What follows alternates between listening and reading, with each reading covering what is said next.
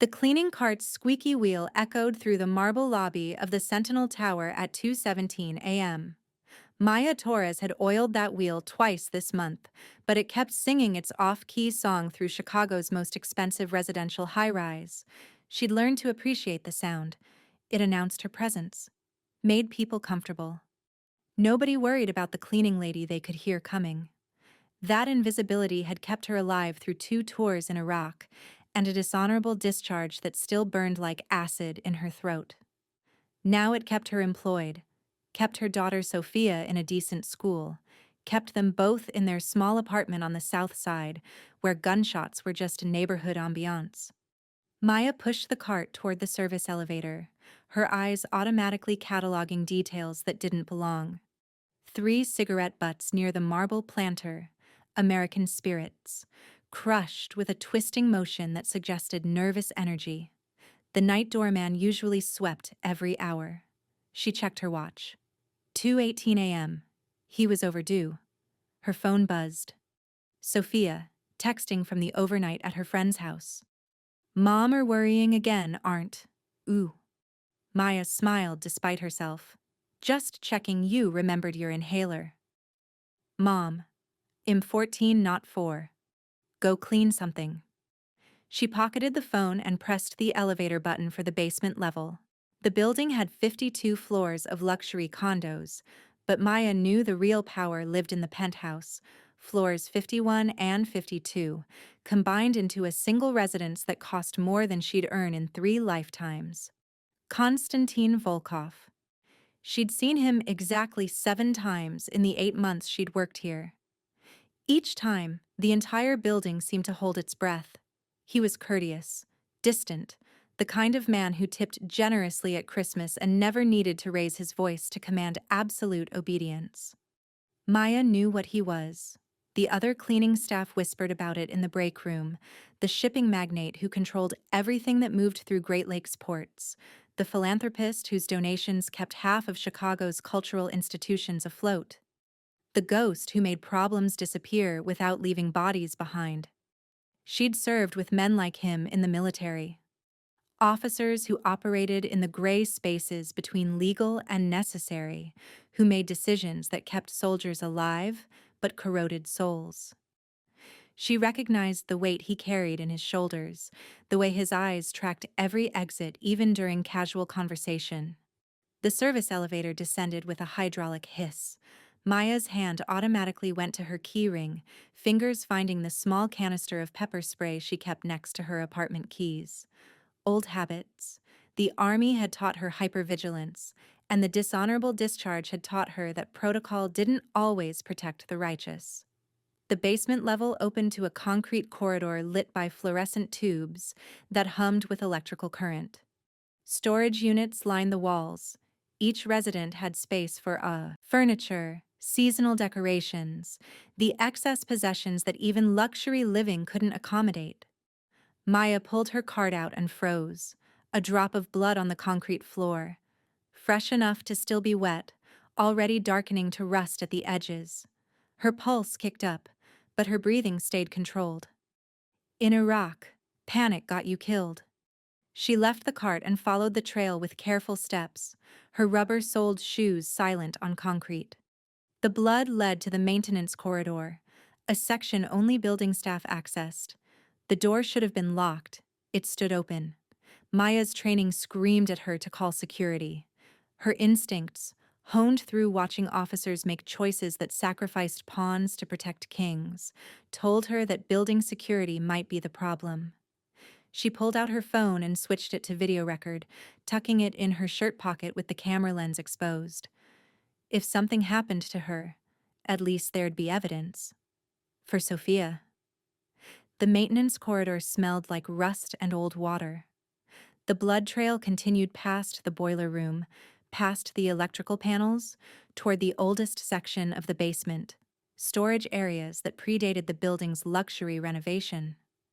Voices filtered through the concrete, low, tense, speaking Russian. Maya's understanding of Russian was limited to what she'd picked up from Sophia's friend Irina and her grandmother, but she caught enough. Keep him quiet. Konstantin will never. Morning deadline. She crept closer, her military training taking over. Control your breathing, minimize your profile, stay in the shadows. The old storage room's door stood ajar. Through the gap, Maya saw 3 men. 2 stood guard with the casual alertness of professionals. The third sat slumped in a chair, his face swollen and bloody, hands zip-tied behind his back. She recognized him immediately, Dmitri Volkov, Konstantin's younger brother. She'd seen him visiting the penthouse, always arriving with expensive wine and loud laughter that echoed through the lobby. He wasn't laughing now. "Your brother thinks he's untouchable," one of the guards said in English, his accent thick but clear. "By morning, he'll sign over the Lake Calumet operations, or you'll be fish food in Lake Michigan." Dmitri spat blood onto the concrete. "Koss will kill you all. You know this, Yuri. You've seen what he does to traitors." Yuri, a massive man with a shaved head and prison tattoos crawling up his neck, backhanded Dmitri across the face. "Your brother is finished. Petrov has the votes. The old way is done." Maya's hands shook as she pulled back from the door. This wasn't random violence. This was a coup. Internal warfare within Konstantin's organization, and Dmitri was the leverage. She had 3 options. 1. Walk away. Pretend she saw nothing. Keep her head down, and her daughter safe. 2. Call the police. Watch Dmitri die while they sorted through jurisdictional red tape and figured out which cops were on Volkov's payroll. 3. Warn Konstantin. Cross a line she'd sworn she'd never cross again. Maya thought of Sophia. 14 years old, asthmatic, brilliant, and the only thing in this world that mattered. Getting involved in mob business was the fastest way to get them both killed. But leaving Dmitri to die because it was safer, that was the same logic that had gotten her discharged. The same reasoning that let officers cover up war crimes because reporting them was bad for morale. She'd lost her career doing the right thing. She wouldn't lose her humanity, too. Maya checked the time. 2:34 a.m. She backed away from the maintenance corridor, moving quickly but quietly toward the service elevator. Her mind raced through building layouts she'd memorized during months of overnight shifts. The penthouse had its own private elevator, but it required a key card she didn't have. The service elevator would only go to floor 50. She'd need to use the stairs for the final 2 floors. That meant passing through at least 2 security checkpoints. Unless she used the maintenance shaft. Every luxury high-rise had them. Vertical corridors for HVAC repair, plumbing access, electrical work. The Sentinel's maintenance shaft ran the full height of the building, with access hatches every 5 floors. Dangerous, illegal for anyone unauthorized, and completely unwatched by security cameras. Perfect. Maya returned to her cleaning cart and grabbed the master keyring that gave her access to every maintenance closet in the building. She took the service elevator to the 45th floor and found the maintenance access panel hidden behind a utility room door. The shaft was dark, lit only by emergency lighting every 10 feet. A ladder ran along one wall, and the smell of machine oil and dust filled the narrow space. Maya tested the first rung. It held. She climbed. By the time she reached the 50th floor, her arms burned and her breathing came hard. She wasn't 25 anymore. The army had been a decade ago, and overnight cleaning shifts didn't exactly maintain combat readiness, but she kept climbing. The 51st floor access hatch opened into a janitorial closet. Maya paused, listening. Silence. She checked her reflection in a metal shelf, covered in dust and cobwebs, hair disheveled, but her eyes were clear, determined. The penthouse hallway was carpeted in something that felt like walking on clouds. Original artwork lined the walls, pieces Maya recognized from Sophia's art history homework. A Rothko, a small Picasso sketch. Casual millions displayed like family photos. Konstantin's door was solid mahogany with a biometric lock. No way she was getting through that. But she didn't need to. Maya pulled a cleaning rag from her pocket and wiped her hands clean. Then she grabbed the small notepad she kept for tracking supply needs and wrote in clear block letters, "Your brother. Basement. Hurry." She dated it with the time, 2:47 a.m. Then she slid it under the door, her heart hammering so hard she thought it might crack her ribs. For a moment, nothing happened. Maya stood frozen in the hallway, suddenly aware of how insane this was.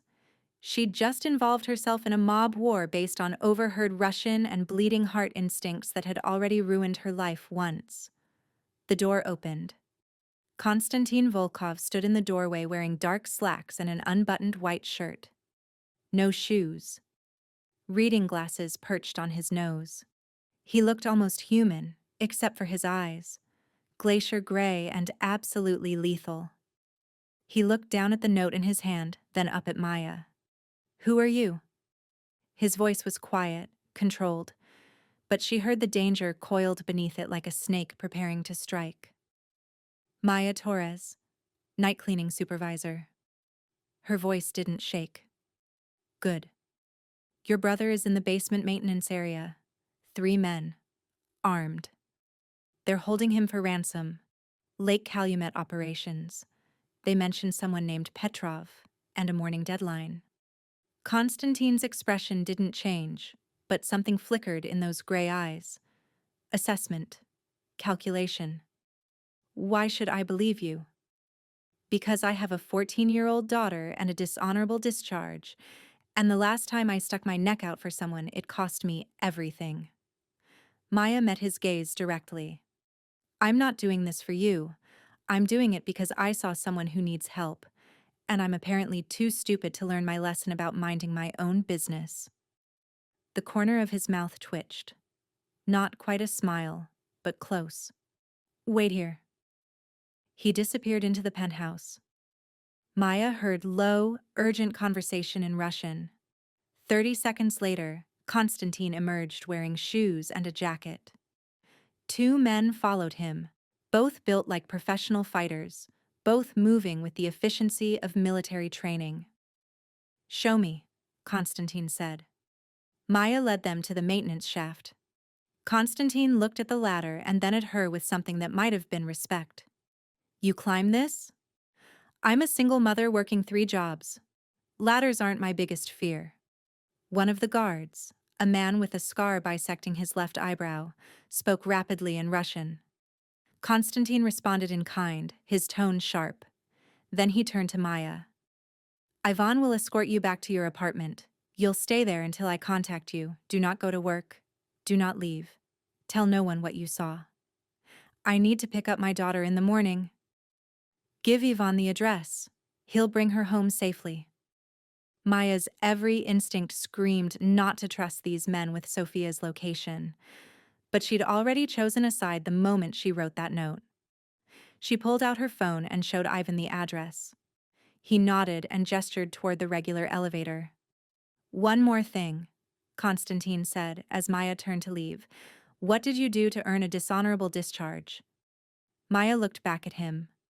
"I reported my commanding officer for covering up civilian casualties in Fallujah.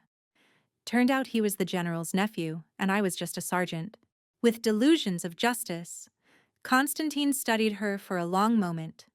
"We'll talk again, Maya Torres." Then he and his remaining guard disappeared down the maintenance shaft with the kind of speed that came from extensive practice. Chapter 2. Extraction. Ivan drove a black Mercedes that probably cost more than Maya's apartment building.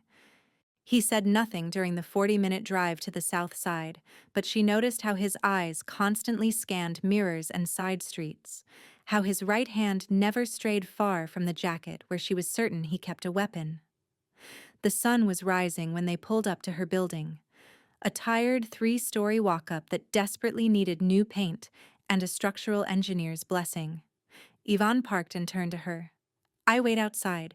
You pack bag for you and daughter. Enough for 3 days." "Wait, what? I'm not negotiation." His English was heavily accented but clear. "You involved now. People who took Dmitri, they have building security footage. They see you in basement. They see you leave elevator near penthouse. They will come. Maya's blood went cold. She hadn't thought about cameras. Stupid. Careless. I need to get my daughter. Already done. She is safe. Ivan showed her his phone. A text message with a photo of Sophia sitting in what looked like a nice kitchen, eating breakfast and looking confused but unharmed. Who? Mr. Volkov's people. Your daughter's friend Irina? Her grandmother works in organization. She collect Sophia this morning. Tell friend's mother there was emergency with your work. Girl is safe. Grandmother is good woman. Former schoolteacher in St. Petersburg. Makes excellent blini. Maya stared at the phone, her mind reeling. They'd gotten to Sophia before she even knew she needed to be gotten to. That level of coordination, that speed. It was terrifying and somehow reassuring at the same time. She went upstairs and packed mechanically, 3 days' worth of clothes for her and Sophia. Medications, Sophia's inhaler, the photo of Maya's parents she kept by her bed. The emergency cash, 847, she kept in a hollowed-out book. When she came back down, Ivan was on his phone speaking rapid Russian. He ended the call and took her bag. Situation is resolved. Dmitri is alive. 3 traitors are not. Maya's stomach clenched. You mean? I mean nothing. I tell you facts. Mr. Volkov requests you come to office building downtown. He wishes to speak with you. Your daughter will meet us there.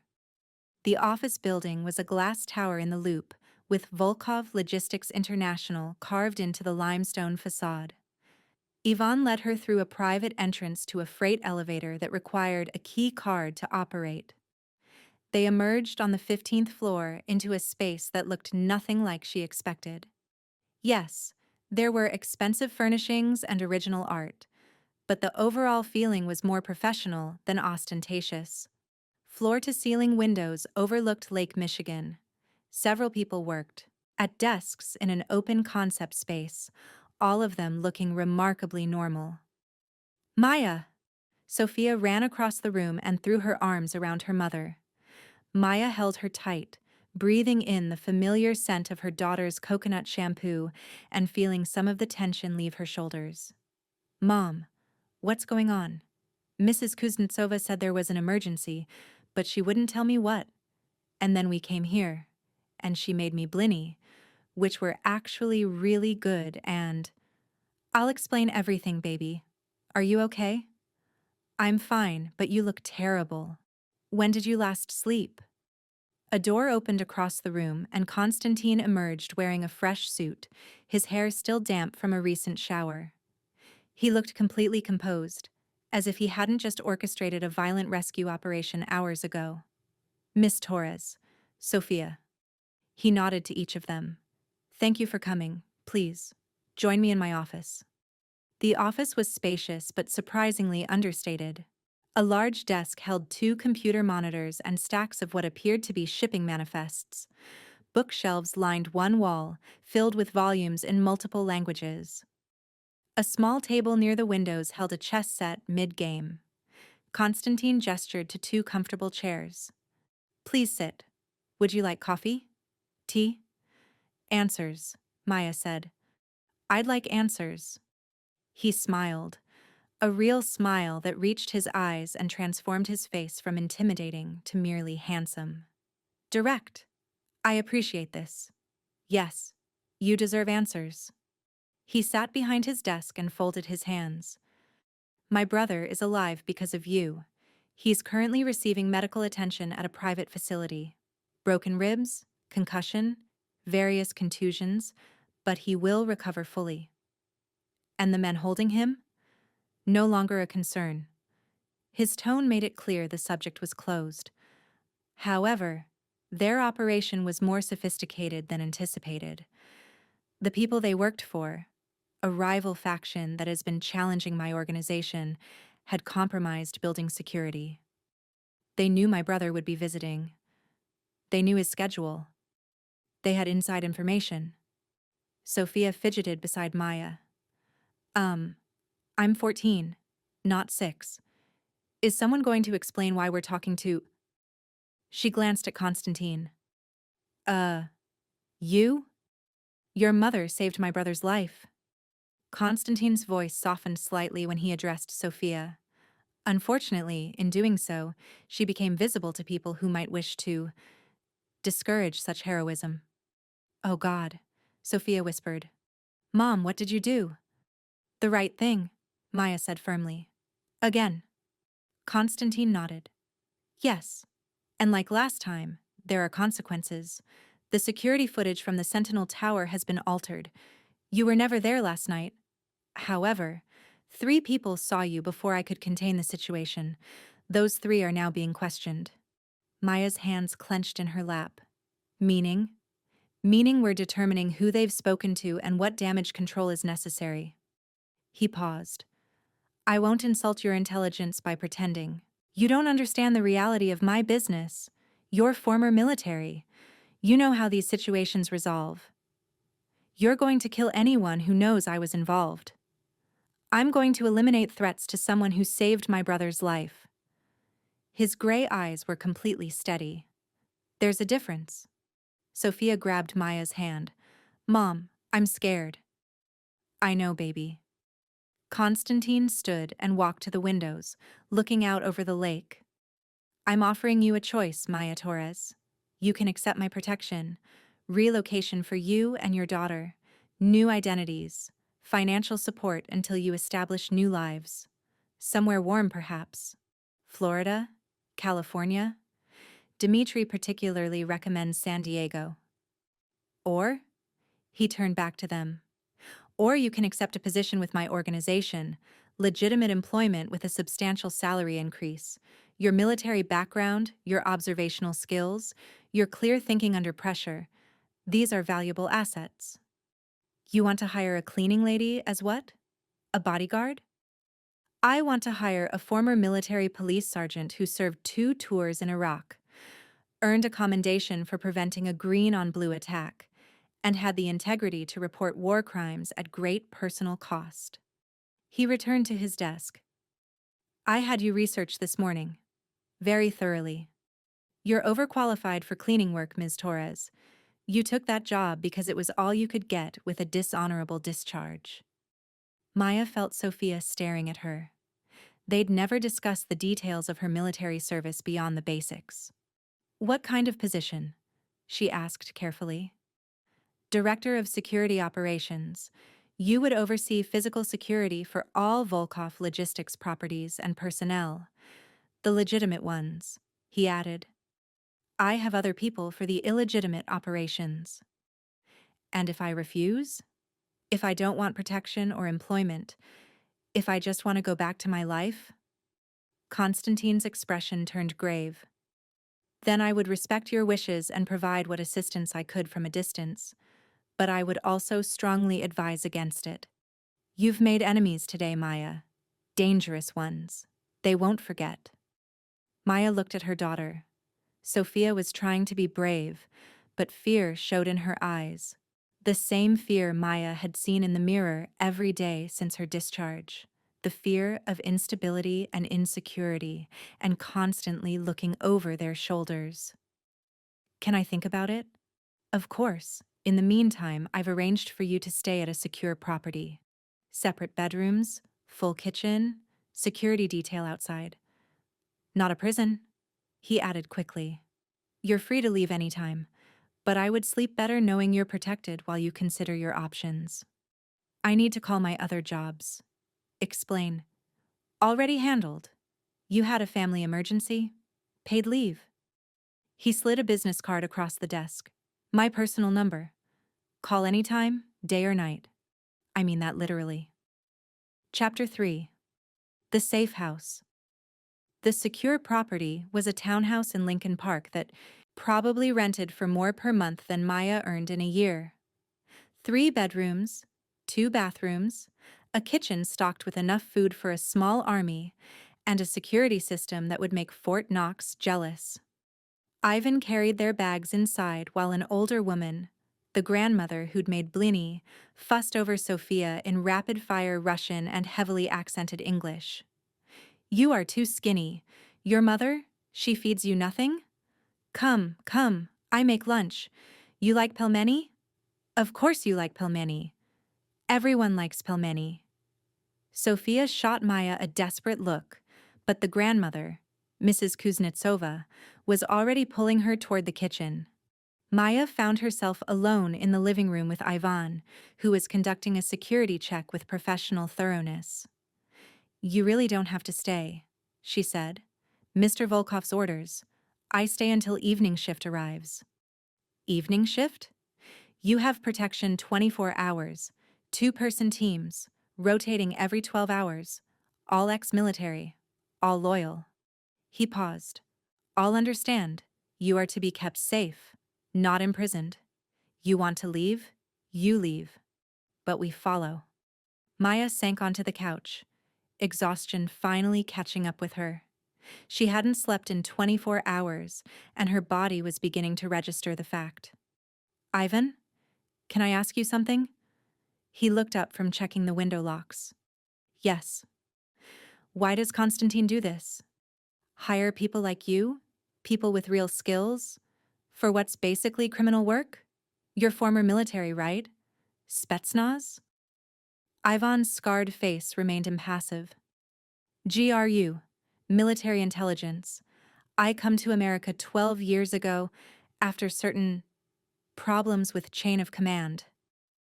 Mr. Volkov, he finds people like me, people who good at what they do, but system has no place for them.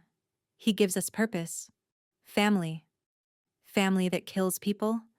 Family that protects people." Ivan's voice was firm. "In Russia, I watch good soldiers die because politicians play games. Watch criminals walk free because they have connections. Here, with Mr. Volkov, I protect people who deserve protecting. Like Mrs. Kuznetsova, her pension from Russia is nothing. She would live in poverty. Now she has apartment, medical care, respect. Because Mr. Volkov takes care of his people. By running criminal operations. By operating in world as it is, not as we wish it to be." Ivan met her gaze. "You were soldier. You understand sometimes righteous action and legal action are not same thing. You reported war crimes. Was it legal?" "No. I broke chain of command. Violated about 6 different regulations. But it was right thing?" "Yes." "Then you understand." Ivan returned to his security check. "Mr. Volkov offers same thing Army offered you. Purpose, protection, paycheck. Difference is, he won't punish you for having conscience." Maya didn't have an answer for that. She must have dozed off on the couch, because she woke to Sophia shaking her shoulder gently. Afternoon sunlight streamed through the windows, and the smell of cooking, food filled the townhouse. "Mom? Mrs. K made enough food to feed the entire neighborhood. You should eat something." Maya followed her daughter to the kitchen, where Mrs. Kuznetsova had indeed prepared a feast. Pelmeni, borscht, fresh bread, and some kind of layered cake that looked professionally made. "You sleep badly," Mrs. Kuznetsova observed, studying Maya's face. "I see this. Nightmares? Sometimes. Iraq?" Maya blinked in surprise. "How did you know?" "I am Russian grandmother. We know everything." The old woman's eyes were kind. "My husband, he fight in Afghanistan. Soviet war. He come home, but not really home. You understand? Body returns, but piece of soul stays behind." "Yeah," Maya said softly. "I understand." They ate together at the kitchen table, Sophia chattering about how Mrs. Kuznetsova had taught her to make pelmeni and promising they should do it again sometime. The normality of it felt surreal against the backdrop of everything that had happened. Maya's phone rang. The number on the screen was the one from Konstantin's business card. "Excuse me," she said, stepping into the living room. "Ms. Torres." Konstantin's voice was formal, but not cold. "I hope you and Sophia are settling in comfortably." "Yes, thank you. Mrs. Kuznetsova is thorough." She heard him chuckle. "Irina's grandmother is a force of nature. She was headmistress of a school in St. Petersburg for 30 years. The students feared her more than the KGB. I believe it. Maya moved to the window, looking out at the tree-lined street. Did you need something? I wanted to inform you that the situation has been contained. The individuals who saw you last night have been addressed. You're no longer in immediate danger. Maya closed her eyes. How many? That's not information you need, Ms. Torres.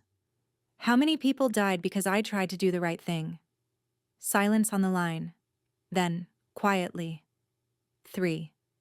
And before you torture yourself with guilt, understand that those 3 men made their choices long before you entered the picture.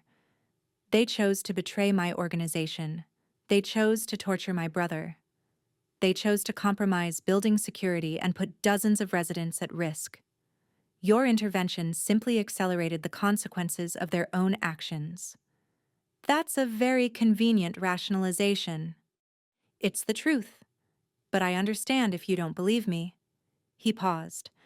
I've dealt with moral injury myself, Maya. I know what it's like to carry the weight of necessary violence. If you decide to work for me, I can promise you this. I won't ask you to do anything that violates your core principles. Security work? Yes. Protection? Yes. But I have other people for the darker aspects of my business. Why do I get the feeling that's not entirely true? Because you're perceptive. His voice held a note of approval. The truth is, if you work for me long enough, you'll eventually witness things that disturb you. Possibly participate in situations that exist in moral gray areas. I won't lie about that. But I will promise you autonomy in how you handle those situations, and I will never punish you for maintaining your integrity. Unlike the army. Unlike the army, he agreed. Think about my offer, Maya. There's no deadline, but know that whether you accept or not, you and Sophia are under my protection. That doesn't end. After he hung up, Maya stood at the window for a long time, watching the evening shadows stretch across the street. Part 2. The Choice. Chapter 4. Learning the Business. 3 days in the townhouse became a week, then 2 weeks. Maya told herself she was taking time to think, to process, to make a rational decision. But the truth was simpler.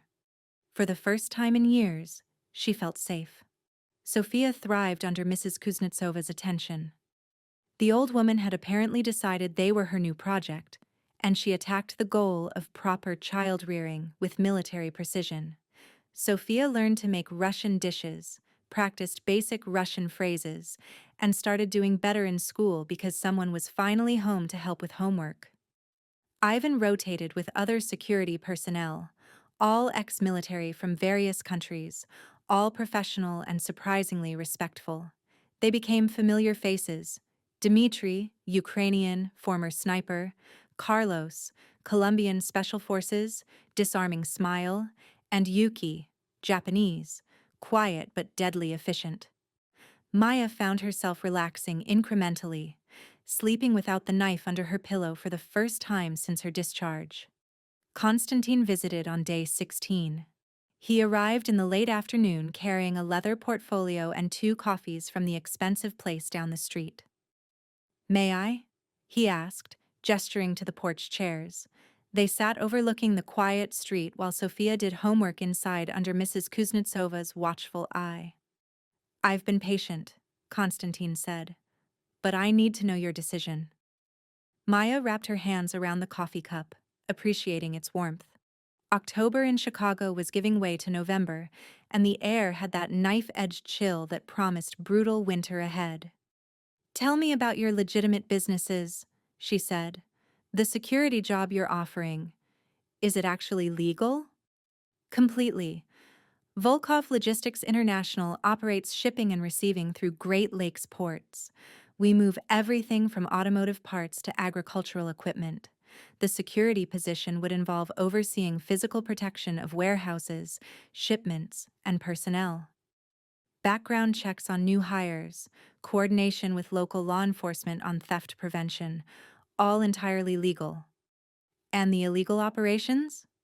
He smiled slightly. "Separate. Different personnel, different facilities, different command structure. There's overlap, of course. Some of my people work in both worlds, but the security director position would be firmly on the legitimate side. Until it isn't. Until you decide it isn't, he corrected. I won't lie to you, Maya. Eventually, you'll figure out which warehouses move legal goods and which move other items. You'll recognize which employees have dual roles.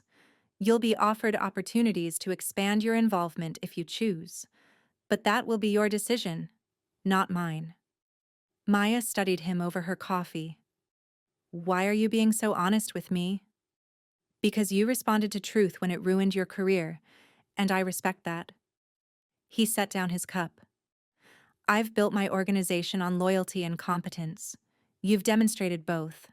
And frankly, I need someone running security who actually gives a damn about doing the job right, not just collecting a paycheck. What's the salary? $90,000 to start. Full benefits, including private school tuition for Sophia. Housing allowance. You can keep the townhouse or find somewhere else. Your choice. Company car. Bonus structure based on performance. Maya nearly choked on her coffee. 90,000 was more than she'd made in the army even with combat pay. That's generous. It's competitive for the role. You'd be overseeing security for 17 facilities and approximately 200 employees, plus coordinating with external security contractors during high-value shipments.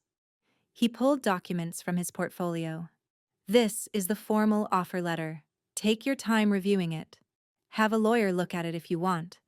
I can recommend several who aren't on my payroll if you prefer independence. Maya took the documents, her hands trembling slightly. This was real. A legitimate job offer that could change everything for her and Sophia. What's the catch? No catch, but a reality you should understand. Taking this job means you're publicly associated with me. Some people will assume you're involved in my criminal operations regardless of truth. The FBI will likely question you at some point. Your background will be scrutinized. Sophia will face questions from classmates whose parents recognize my name. You're not exactly making this sound appealing. Konstantin leaned back in his chair, his gray eyes thoughtful. I'm making it sound honest. You've been burned by dishonesty before. I won't repeat that mistake. They sat in comfortable silence for a while, watching the street. A family walked past with a dog. Normal people living normal lives, completely unaware that a crime boss and his potential security director were sitting 15 feet away, discussing the nuances of legal versus illegal operations. Can I ask you something personal? Maya said. You can ask. I may not answer. Why do you do this? You're clearly intelligent, educated, capable. You could run legitimate businesses without the criminal angle. Why risk it? Konstantin was quiet for a long moment. When he spoke, his voice carried a weight she hadn't heard before. My father came to America with nothing. He worked 3 jobs, saved every penny, built a small shipping business through sheer determination, and then corrupt officials demanded bribes. Rival. Companies hired thugs to sabotage his trucks. The police did nothing because we were immigrants, Russians, easy targets. He looked out at the street, but Maya suspected he was seeing somewhere else entirely. My father died at 52 from a heart attack brought on by stress and overwork. I inherited a failing business and debts I couldn't pay through legitimate means. So I made a choice. Play by rules that were rigged against me, or create my own rules. And now? Now I have the power to protect people like my father. Immigrants who work 3 jobs. Small business owners being squeezed by corruption. People the system has failed. He turned back to her. Yes, I profit from criminal operations, but I also keep people safe who otherwise wouldn't be. It's not redemption, but it's something.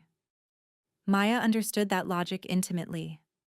How many times had she broken regulations in the army to keep her soldiers alive?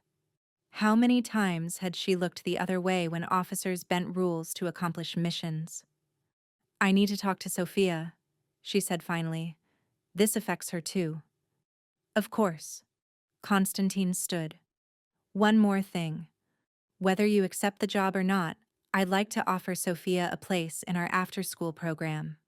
Mrs. Kuznetsova runs educational enrichment for children of my employees, tutoring, language lessons, cultural activities.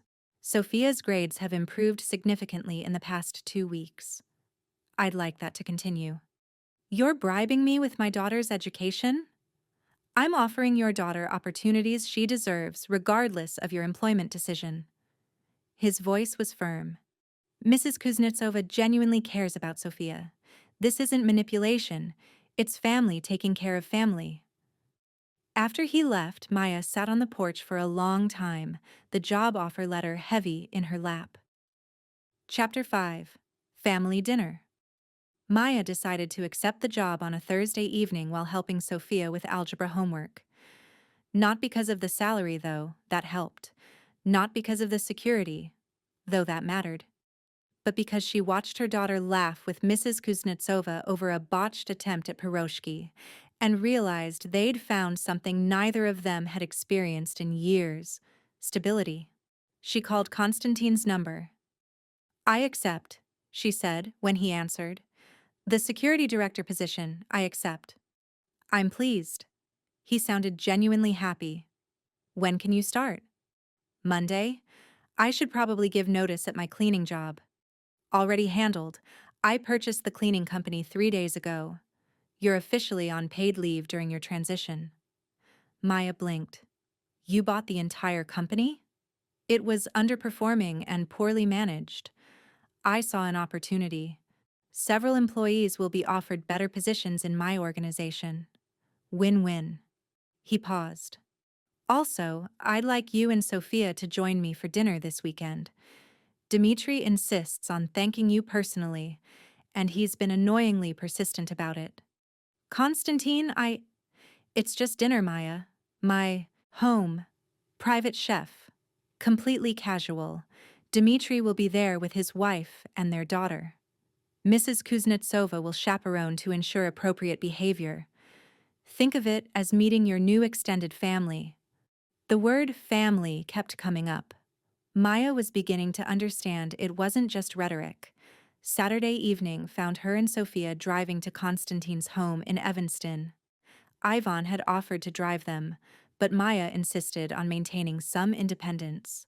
Her beat-up Honda Civic felt ridiculous pulling up to the mansion's security gate, but the guard waved them through with a friendly smile. The house was impressive without being ostentatious, a historic property with modern updates, situated on 2 acres of lakefront property. Lights glowed warmly in windows, and Maya could hear music and laughter even before the door opened. Dmitri answered personally. He looked much better than the last time she'd seen him. The bruises faded to yellow-green, his smile bright and genuine. Maya Torres! He pulled her into an enthusiastic hug that made her ribs creak. The woman who saved my life. You are hero. Legend. Koz has told me everything. Please tell me he's not always like this, Maya said as Dmitri released her. He is exactly like this, Konstantin said, appearing in the doorway behind his brother. It's exhausting. Welcome. Inside, the house was warm and lived in, despite its size. Books everywhere, comfortable furniture, family photos on the walls. A small girl around 6 years old ran past, chasing a golden retriever puppy, both of them laughing. That's my daughter Anya, Dmitri said proudly. And my wife Natasha is in the kitchen pretending to help Mrs. K, though really, they're just gossiping about neighborhood drama. Sophia's eyes were wide, taking in everything. You have a puppy? Would you like to play with him? Dmitri asked. He's very friendly but completely untrained. We're hoping he'll grow into his feet eventually. Sophia looked at Maya for permission. Go ahead, baby. As Sophia disappeared with Anya and the puppy, Konstantin gestured toward the living room. Come, sit. We have about 20 minutes before dinner is ready, and Mrs. Kuznetsova has very firm rules about being punctual to her table. They settled into comfortable chairs while Dmitri poured vodka into small glasses. To Maya Torres, he said, raising his glass. Who has more courage than sense and saved my ugly face from becoming fish food? I'll drink to that, Konstantin said. Maya sipped the vodka, smooth and expensive, and felt warmth spread through her chest. I need to apologize, Dmitri said, suddenly serious. What happened to you? The danger, the disruption to your life. That's my fault. I was careless. I didn't see the betrayal coming from people I trusted. You shouldn't have been put in that position. You were being tortured. I don't think that counts as careless. I should have been more careful about who I trusted. Yuri worked for me for 5 years. I thought. He shook his head. Anyway, I'm sorry. And grateful. Eternally grateful. Konstantin leaned forward. Maya starts as our security director on Monday. I want you to brief her on everything.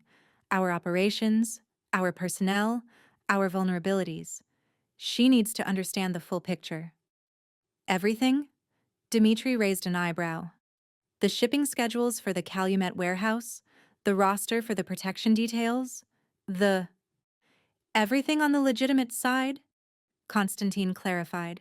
And enough about the other operations that she can spot potential security risks. But we don't involve her in decision-making on the illegal aspects unless she chooses that path herself. They discussed business for a while, facility layouts, personnel issues, areas where security could be improved. Maya found herself offering suggestions from her military experience, and both brothers listened with genuine interest. Mrs. Kuznetsova appeared in the doorway. Dinner is ready, and if you keep my food waiting while you talk business, I will make you all very sorry. Nobody doubted her. Dinner was a revelation, not just the food, though the food was extraordinary, but the warmth. Dmitri told stories that made everyone laugh. Natasha, his wife, turned out to be a pediatric surgeon with a wicked sense of humor. Anya and Sophia bonded over shared love of books and dogs. Mrs. Kuznetsova presided over everything like a benevolent queen. And Konstantin? He was different here. Relaxed, smiling genuinely. He teased Dmitri, doted on Anya, and asked Sophia thoughtful questions about school that showed he'd actually listened to what Mrs. Kuznetsova had told him about her. This was family. Real family, not the idealized version from TV, but the messy, loving, complicated real thing. Maya felt something in her chest that she hadn't felt in years. Belonging. After dinner, while Sophia played with Anya and the puppy, Konstantin walked Maya through the gardens. Your home is beautiful, she said. Thank you. I bought it 5 years ago thinking it was too large for one person, but Dmitri insisted I needed space for family gatherings. He smiled.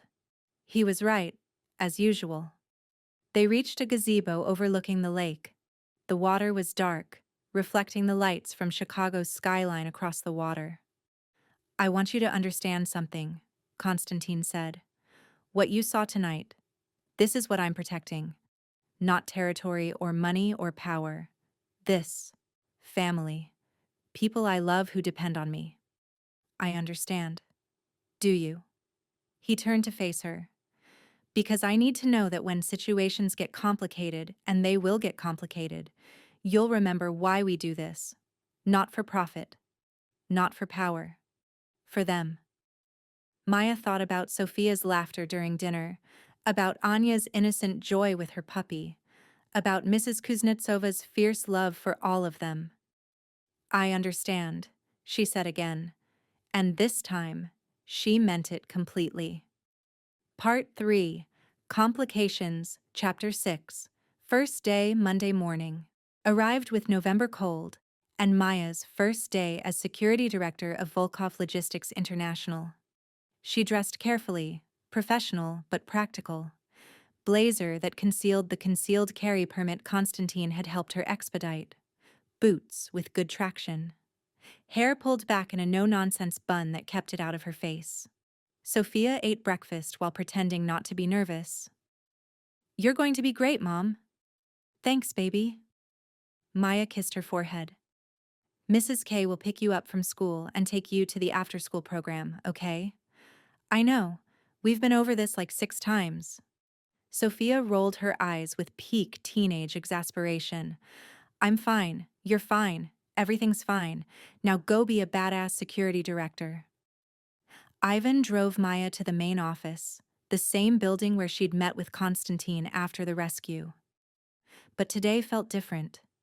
Today, she was walking in as an employee, not a victim in need of protection. Konstantin met her in the lobby.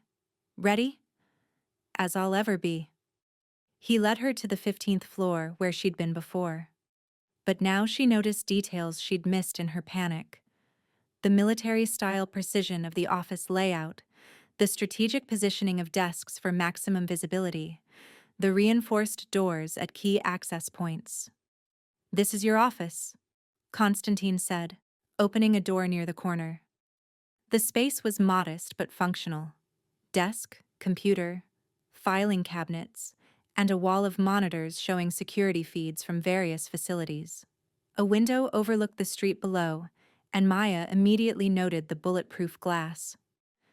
"Your primary responsibilities," Konstantin continued, "are overseeing physical security at 17 facilities, conducting background checks on new hires, coordinating with local law enforcement on theft prevention, and managing security personnel across all locations." "How many people report to me?" 32 security guards across all facilities, plus 4 shift supervisors. They're all current or former military, law enforcement, or private security. Most are competent. A few are. He paused. "Legacy hires from previous management. You'll need to evaluate everyone and make changes as you see fit." A woman appeared in the doorway, tall, dark-skinned, with close-cropped hair and the bearing of someone who'd seen combat. "Maya Torres. Meet Sergeant First Class Keisha Williams, retired. She's been running night security at our largest warehouse. I'm promoting her to Assistant Director of Security, reporting directly to you." Keisha extended her hand. "Ma'am, former Army, 101st Airborne. 2 tours Afghanistan, 1 Iraq. Got out 6 years ago when I realized I was better at keeping people alive than following stupid orders from officers who'd never left the wire." Maya shook her hand, liking her immediately. "What was your MOS?" "Combat medic initially, then retrained as infantry when they opened combat roles to women. You?" "Military police, mostly convoy security and detainee operations in Iraq." "Fallujah?" "Among other places." Keisha's expression shifted to one of understanding. They'd both seen the worst of what war had to offer. "I'll leave you two to get acquainted," Konstantin said. "Maya, my office is 2 doors down if you need anything. Dmitri will stop by this afternoon to brief you on the protection details." After he left, Keisha leaned against the doorframe. "So, you're the one who saved Dmitri Volkov from being fish food." Word travels fast. In this organization, always. People are curious about you. Former MP, dishonorable discharge, single mom, saved the boss's brother. You're basically a legend already. Maya sank into her desk chair. "Great. No pressure." "Listen." Keisha's voice turned serious. "I've been working for Volkov for 4 years. He's fair, he pays well, and he actually gives a damn about his people. But this organization has layers. Some of what we protect is completely legitimate. Some of it." She trailed off meaningfully. "I know. Do you? Because I need to know if you're going to be one of those people who asks questions you don't really want answered, or if you can work in the gray." Maya met her gaze directly. "I reported war crimes in Iraq. Cost me my career. But I also looked the other way when my squad bent rules to keep civilians alive. I understand gray areas better than I'd like to." Keisha studied her for a moment, then nodded. All right then. Let's get you up to speed. The next 4 hours were a crash course in Volkov Logistics security operations. Keisha walked her through personnel files, facility layouts, incident reports, and current protocols. Maya took notes furiously, her military training kicking in as she absorbed information and identified immediate concerns.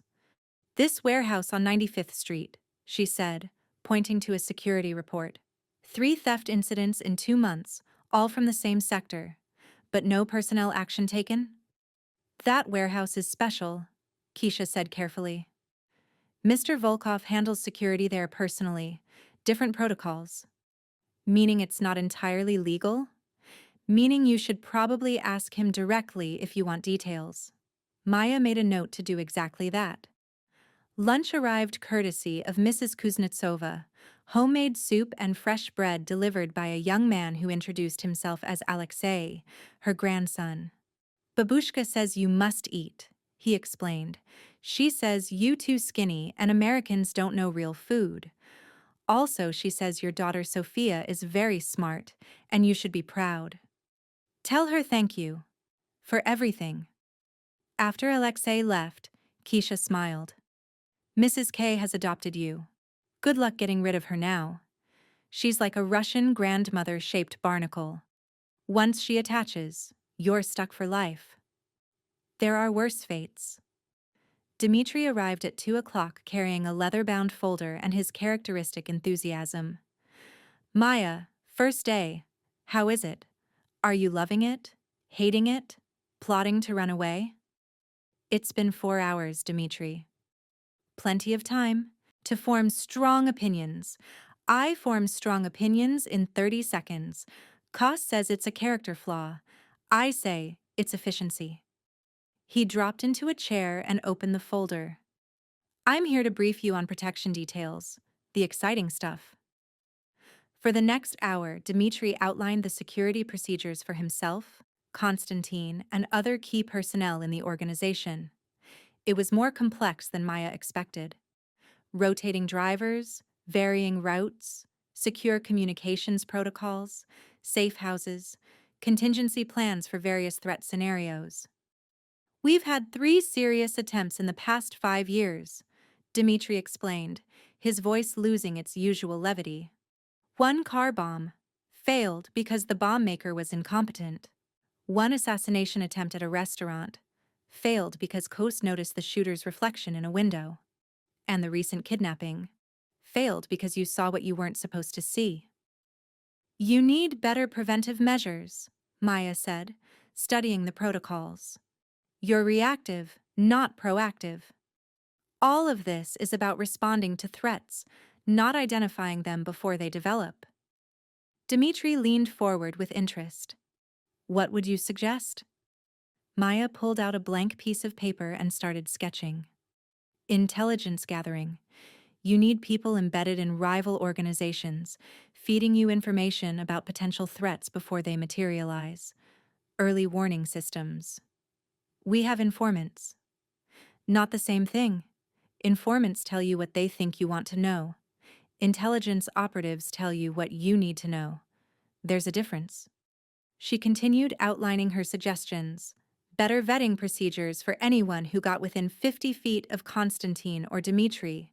Predictive analytics for identifying potential insider threats.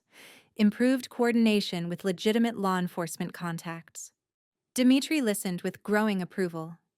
You know what? Kos was right. You're good at this. I had good training and strong motivation to keep people alive. Speaking of keeping people alive, Dmitri's expression turned serious. I never properly thanked you. What you did that night. You didn't have to get involved. You could have walked away. Hell, you probably should have walked away. But you didn't. You saved my life, and I don't take that lightly. You already thanked me. At dinner. That was family dinner thanking. This is professional thanking. He pulled an envelope from his jacket. Private security consulting fee for preventing a kidnapping incident. Completely legal, properly documented, fully taxed. Maya opened the envelope and nearly fell out of her chair. The check was for $50,000. Dmitri, I can't. You can, and you will. That's the market rate for preventing executive kidnappings. Trust me. I researched it thoroughly. If you'd been a professional security consultant, I would have paid you this plus expenses. Don't insult me by refusing legitimate compensation. Maya stared at the check, her mind reeling. $50,000. She could pay off her credit cards, build a real savings account, get Sophia that laptop she needed for school, maybe even start thinking about college funds. Thank you, she whispered. Thank you, Dmitri replied, for caring about a stranger enough to risk everything.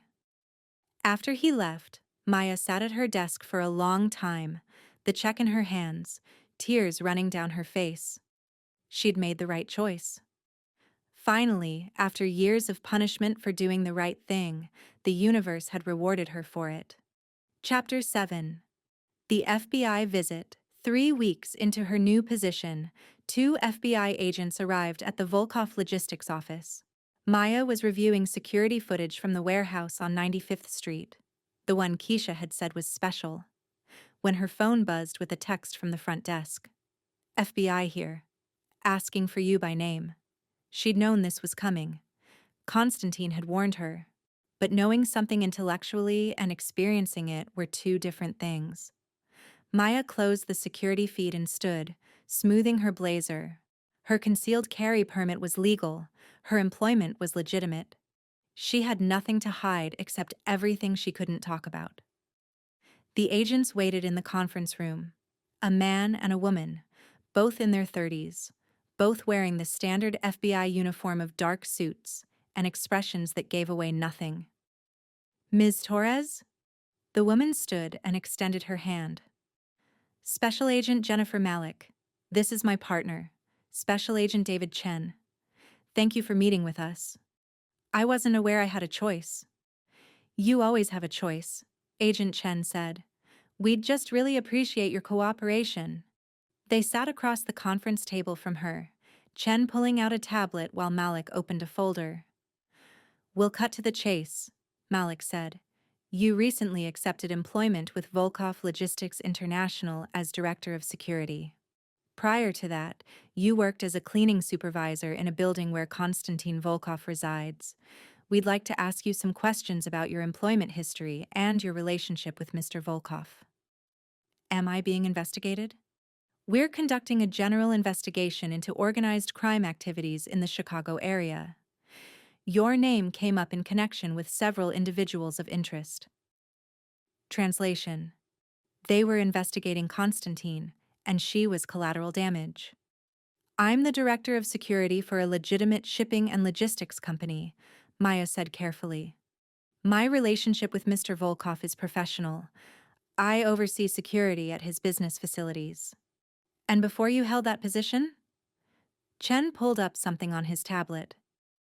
You worked as a night cleaning supervisor and you lived in a modest apartment on the south side.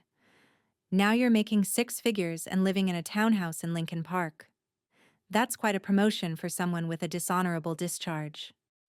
Maya felt her temper flare but kept her voice level. I'm qualified for my current position. I served 8 years in the Army as military police, earned commendations for my service, and received specialized training in security operations. The dishonorable discharge was for reporting war crimes committed by my commanding officer. I'm happy to provide documentation of all of this if you'd like to verify my credentials. Malik's expression softened slightly.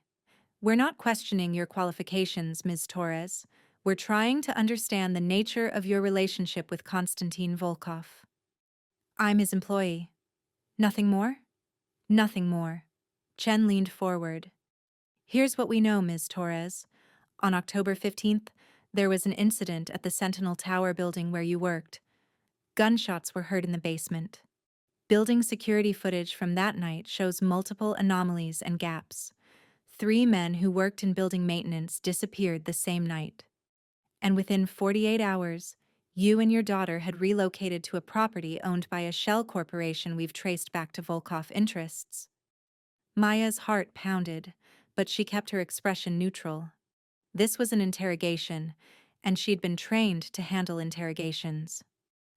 I'm not sure what you're implying, Agent Chen. We're implying that you witnessed something that night. Something that made Konstantin Volkov move you and your daughter to a secure location. Malik's voice was gentle, almost kind. We're also implying that you might be in danger. Volkov's organization is involved in activities that put everyone around him at risk. Then you should be investigating those activities, not harassing his legitimate employees. We are investigating, Chen said. But investigations take time, evidence, witnesses, people willing to testify about what they've seen. There it was. The real ask. I haven't seen anything illegal, Maya said firmly. I oversee security at shipping facilities. I conduct background checks. I coordinate with local police on theft prevention. Everything I do is legal and above board. And if we showed you evidence that Volkov Logistics is being used to move contraband, would you be willing to cooperate with our investigation? Maya stood. Agents, unless you're here to arrest me, I believe we're done. I've answered your questions honestly. I'm a legitimate employee doing legitimate work. If you have concerns about illegal activities, get a warrant and conduct a proper investigation. But leave me and my daughter out of it. Malik pulled out a business card. If you see anything that concerns you or if you feel threatened in any way, please call me, day or night. We can protect you, Ms. Torres. We can protect Sophia. Maya took the card out of politeness but had no intention of using it.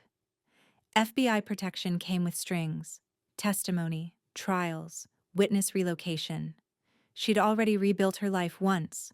She wasn't interested in doing it again. After the agents left, she went straight to Konstantin's office. He was on the phone speaking Russian but gestured for her to enter. When he hung up, his expression was questioning. FBI just left, Maya said. They wanted to know about my relationship with you and the incident at the Sentinel Tower. Konstantin's jaw tightened. What did you tell them? That I'm your employee, that I oversee security at legitimate facilities, that I haven't witnessed any illegal activities. She paused. They want me to cooperate with their investigation, become an informant. And I told them to get a warrant if they want information. Maya sat down heavily. But they know something happened that night. They know about the gaps in security footage. They know about the 3 missing men. They know pieces, Konstantin said. Not the whole picture, and without evidence, they have nothing. Did they threaten you? No, just offered protection. Made it sound like I'm in danger working for you. You're in less danger working for me than you would be as a federal witness, Konstantin said. His voice was cold with certainty. The FBI can't protect you the way I can. They'll assign you a handler, put you in a safe house, promise you everything. And when their case falls apart or gets delayed for months, they'll move on to the next investigation and forget you exist. Maya knew he was right. She'd seen it happen in Iraq. Locals who'd cooperated with American forces, promised protection and resettlement, then abandoned when political winds shifted. What do I do if they come back? Same thing you did today. Be polite. Answer only what's directly asked. Volunteer nothing. And call me immediately. He stood and moved to the window. This won't be the last time, Maya. The FBI has been investigating my organization for years. They'll question everyone close to me, looking for weak points. You need to be prepared for that. I am prepared. I just wanted you to know it happened. Konstantin turned back to her. Thank you. For telling me. And for not cooperating with them. I'm not an informant. That's not who I am. I know. It's one of the reasons I trust you. Chapter 8. Escalation. The warehouse on 95th Street was as suspicious as Maya had expected. She arrived unannounced on a Thursday evening, timing her visit to coincide with a shift change when security protocols were most vulnerable to observation. Keisha had warned her not to poke around the special facilities without Konstantin's explicit approval, but Maya's military training screamed that voluntary blindness was how soldiers died and missions failed. The warehouse was larger than others in the Volkov logistics network. Maybe 60,000 square feet, surrounded by a 12-foot fence with security cameras at every corner. 2 guards at the entrance, both carrying sidearms openly, both watching her approach with professional alertness. "Ms. Torres," the older guard said, checking her ID against a tablet. "We weren't expecting you." "Surprise inspections are part of my job. I'm reviewing security protocols at all facilities." The guards exchanged glances. "Ma'am, this facility requires special clearance. We need to call Mr. Volkov for authorization." "Go ahead, but I'm still coming inside to observe your checkpoint procedures while we wait for clearance." Maya watched them conduct a vehicle inspection on a delivery truck, noting their thoroughness. These weren't ordinary warehouse guards. They moved like military, communicated with tactical hand signals, and had the bearing of people trained for combat, not cargo protection. Her phone rang. "Konstantin." "You're at the 95th Street warehouse," he said without preamble. "Doing my job." "That facility requires special authorization, Maya." "So I've been told, multiple times now, which makes me very curious about what you're hiding." Silence on the line. Then, "Wait there. I'm 15 minutes away." He arrived in 12 minutes, his black Mercedes pulling up to the gate with the kind of speed that suggested genuine concern. Konstantin emerged wearing dark slacks and a jacket, his expression hard in a way she hadn't seen since the night she'd warned him about Dmitri. "Walk with me," he said. They moved away from the guards, toward the fence line where conversation would be private. "I told you this facility was off limits," Konstantin said quietly. "You told me it was special. That's not the same as off limits." "It is to me." His voice carried an edge of warning. "There are parts of my operation you don't need to know about, Maya. For your own protection. I'm the director of security. I need to know about all operations that could represent security risks. Not this one." Maya crossed her arms. "Then I can't do my job effectively. You either trust me to handle the full scope of your organization's security needs, or you don't. But you can't expect me to protect facilities I'm not allowed to assess." Konstantin studied her for a long moment. Something like calculation happening behind those gray eyes. "This warehouse handles pharmaceutical imports," he said finally. "Some of them legal, some of them less so. Pain medications that are highly controlled. Cancer treatments that haven't been FDA approved but are available in Europe. Medications that Americans can't afford through legitimate channels but desperately need. You're smuggling drugs. I'm providing access to medication that insurance companies deny, and pharmaceutical corporations price beyond reach." His voice was firm, unapologetic. "People die because they can't afford insulin. Children suffer because their parents can't access treatments that exist but aren't available here. I fix that problem." Maya processed this, her moral compass spinning. "That's still illegal." "Yes, it's also saving lives." Konstantin moved closer, his voice dropping. "I warned you that working for me would involve gray areas. This is one of them. I won't apologize for it, and I won't stop doing it. But I also won't force you to be complicit. If this crosses your line, tell me, now, and we'll adjust your responsibilities." She thought about Sophia's inhaler, the life-saving medication they could barely afford even with insurance. Thought about her mother's friend who'd died from rationing insulin. Thought about all the people she'd known who'd suffered because profit margins mattered more than human lives. "Are you distributing these medications at street level? Selling them like recreational drugs?" "No. We work with underground clinics and compassionate doctors who provide care to undocumented immigrants, homeless populations, people without insurance. The medications go directly to patients who need them, at cost or free. And you make no profit? I make enough to cover operational expenses and risk premium. But no, this isn't a profit center. It's... He paused, choosing his words carefully. It's penance. For the things I do that are less defensible. Maya looked back at the warehouse, at the guards protecting what she now understood was a lifeline for desperate people. I want full security access, she said. If this facility is providing medicine to vulnerable populations, it needs better protection than you've got.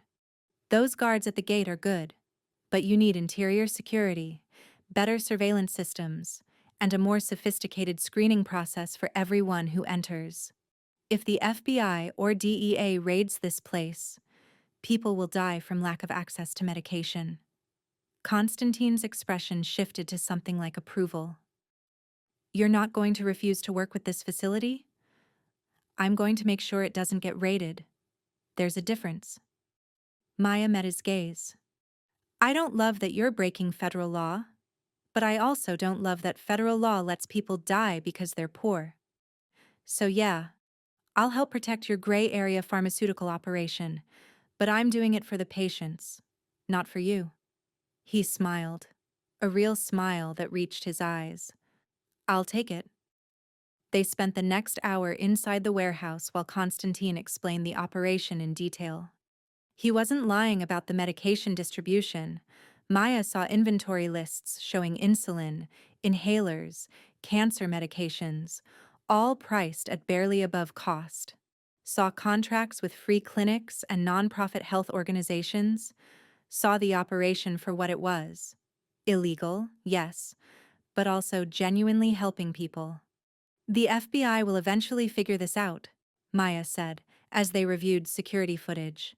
Agent Malik struck me as competent. She'll keep digging. I know, which is why we need to be very, very careful. Konstantin leaned against a desk, watching her. You understand what this means? If the FBI connects you to this facility, they'll use it as leverage, threaten you with charges of conspiracy, trafficking, pressure you to testify against me. Let them try. I've dealt with worse pressure. Have you? His voice was gentle but serious. Because I need you to understand the reality, Maya. The FBI doesn't just investigate, they destroy.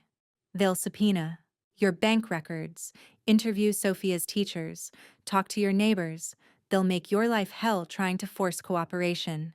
And if you don't cooperate, they'll find something, anything, to charge you with. Then we make sure they never get enough evidence to charge anyone. Maya spent the next 3 days redesigning security for the pharmaceutical warehouse.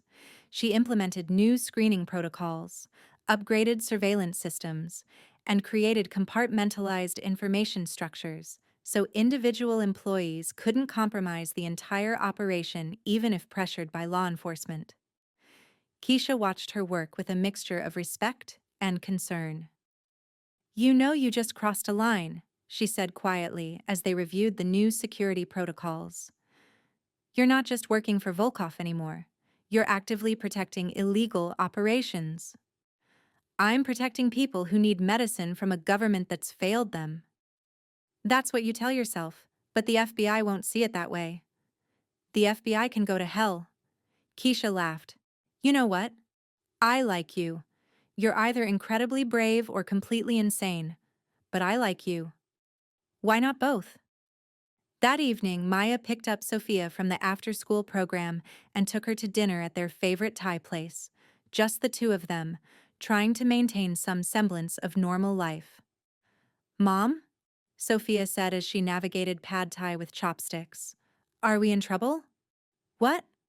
No, why would you think that? Because FBI agents came to my school today and asked my guidance counselor questions about you. Maya's appetite vanished instantly. What kind of questions? I don't know. Mrs. Henderson just told me the FBI was conducting background checks and I shouldn't worry. But I am worried. Because FBI agents don't just randomly show up at schools. Maya put down her fork, fury rising in her chest. Going after her was one thing, but involving Sophia's school, potentially marking her daughter as the child of someone under investigation, that was unforgivable. Did they talk to you directly? No. Mrs. Henderson wouldn't let them. Said they needed parental permission first. But Mom, what's going on? Maya reached across the table and took her daughter's hand. The FBI is investigating my boss. I'm not in trouble, and you're definitely not in trouble. But they're looking for information about his business operations, and they think I might know something useful. Do you? Not anything I'm willing to share with them. Sophia squeezed her hand. Are we going to be okay? Yes. I promise you, baby. We're going to be fine. But as they drove home, Maya wondered if that was a promise she could keep. The FBI's campaign against Maya intensified over the following 2 weeks with surgical precision. First, her bank accounts were frozen pending investigation of suspicious transactions, code for the $50,000 check from Dmitri, and her substantial salary deposits.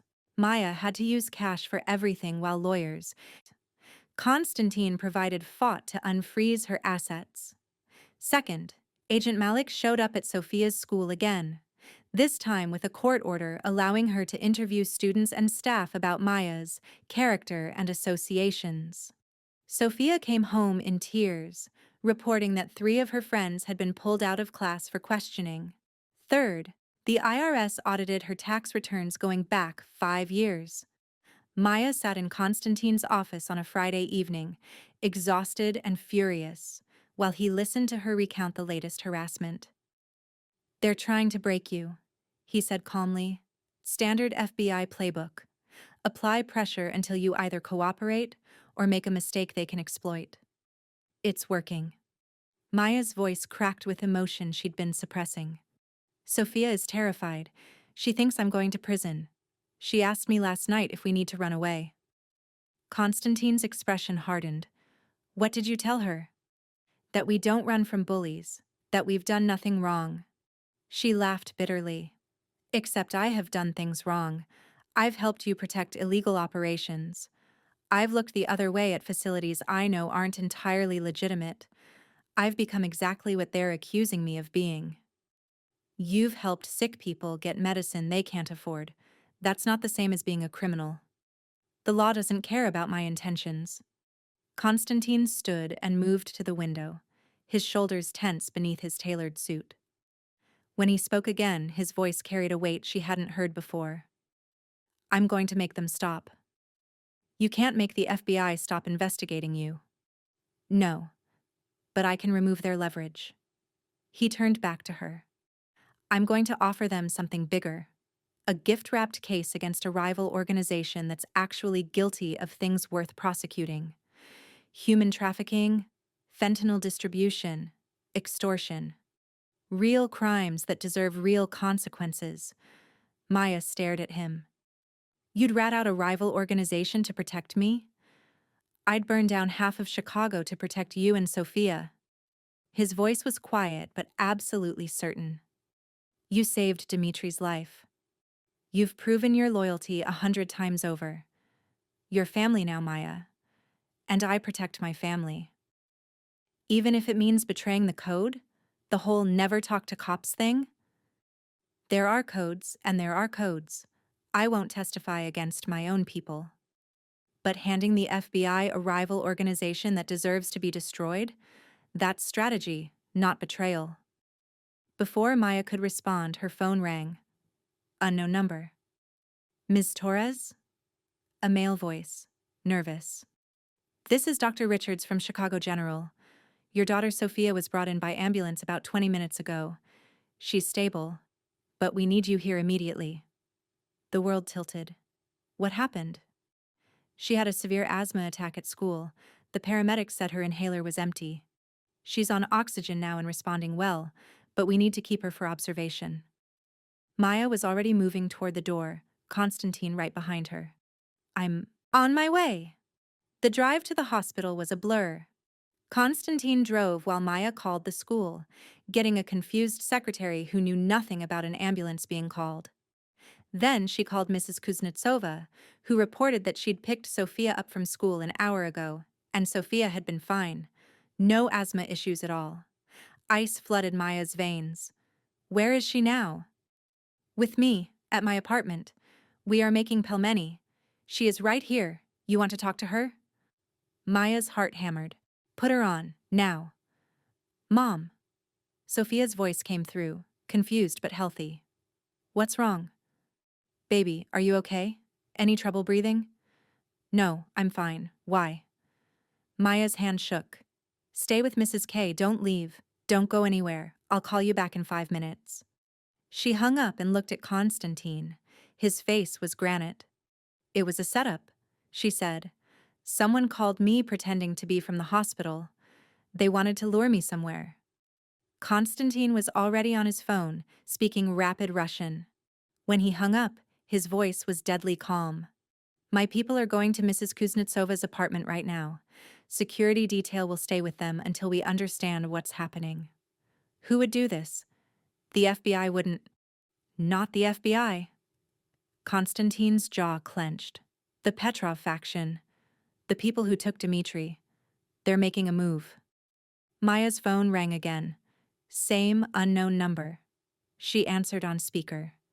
You didn't come to the hospital, Ms. Torres. A voice with a thick Russian accent, almost mocking. Smart woman, but not smart enough. We know where your daughter is. We know where you live. We know everything about you. Who is this? Someone who wants to send message to Konstantin Volkov. He thinks he's untouchable. He thinks he can kill our people without consequences. We show him he's wrong. The line went dead. Konstantin immediately made another call. Code Black. Implement Protocol 7. Everyone in safe houses. Now.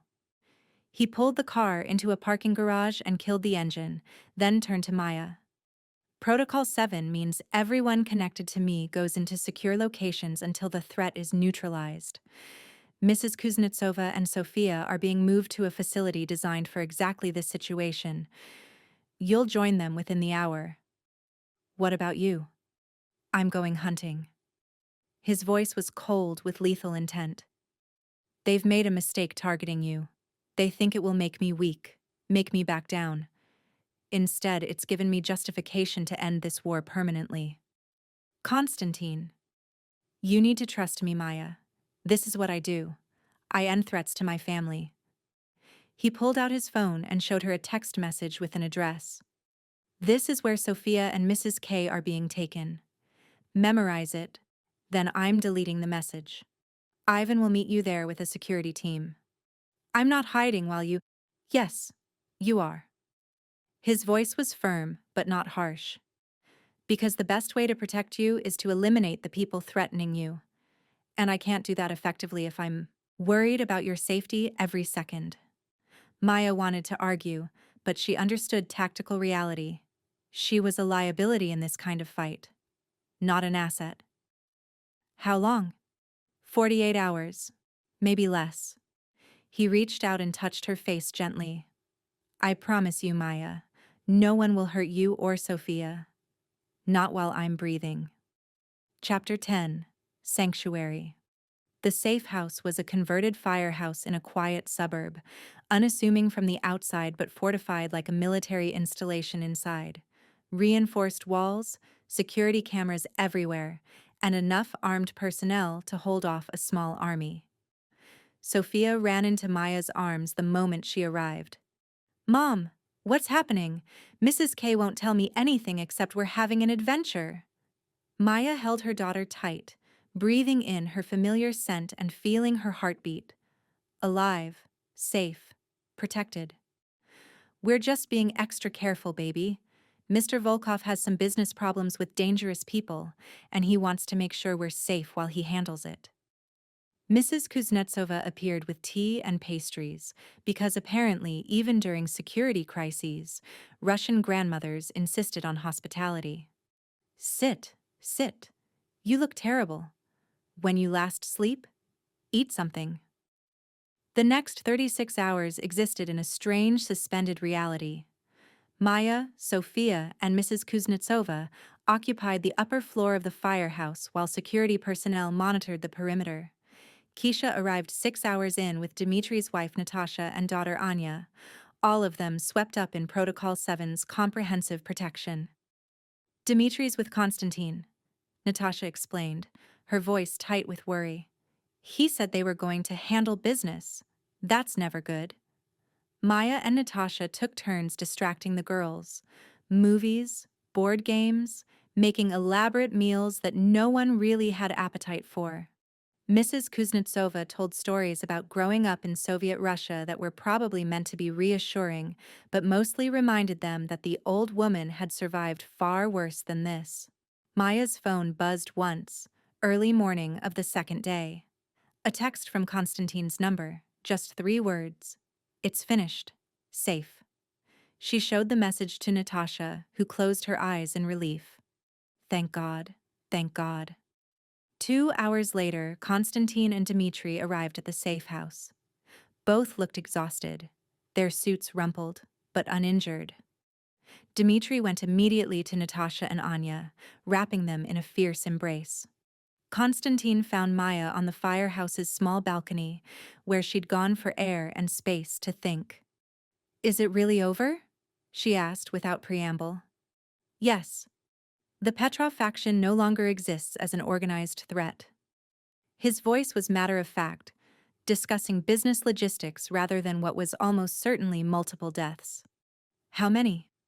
11 total, most of Petrov's leadership and their key enforcers.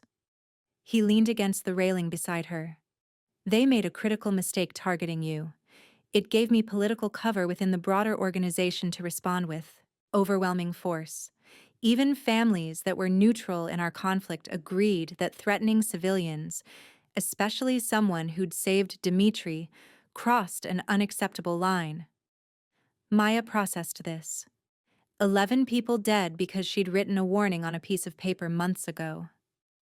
I can see you calculating moral responsibility, Konstantin said quietly. Don't. Those men chose their path years ago. They built their power on human trafficking, drug addiction, and misery. They would have been killed eventually. By me, by rivals, by law enforcement. Your involvement simply accelerated their inevitable ending. That's convenient rationalization. It's truth you need to hear so you can sleep at night.